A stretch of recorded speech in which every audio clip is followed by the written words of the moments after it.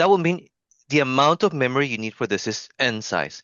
But if you ignore this, you assume it's already inside the memory. How much additional memory do you need? Well, you only need one space, which is the temporary, right? Temp.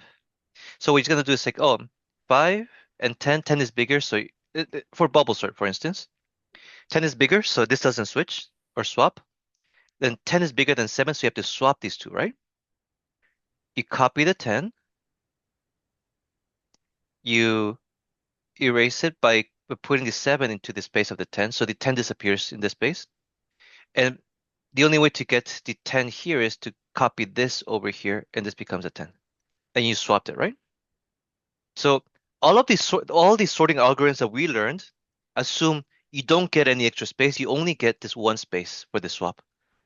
Okay, so first, we're gonna do the first step of the algorithm, which is get the average mark, right?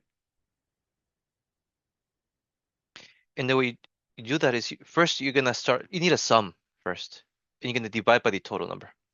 So sum equals 0. This is where we start. And to get the sum of all the marks, first you have to loop through it.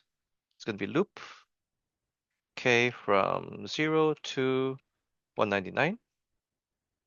Sum equals sum plus marks and k, right? All this will do is you will go through all these students 0 to 99 and add all their marks. And then we can do the end loop. Once you have the sum, you can have average equals sum over 200. And that's the average. We need another loop, right? We're gonna loop through. Now that we know the average, we're gonna compare all the marks to the average, right? So again, I could use j equals 0, or I could reuse the k equals 0. It doesn't matter. I'll just use j just so we have another variable. I will loop j from 0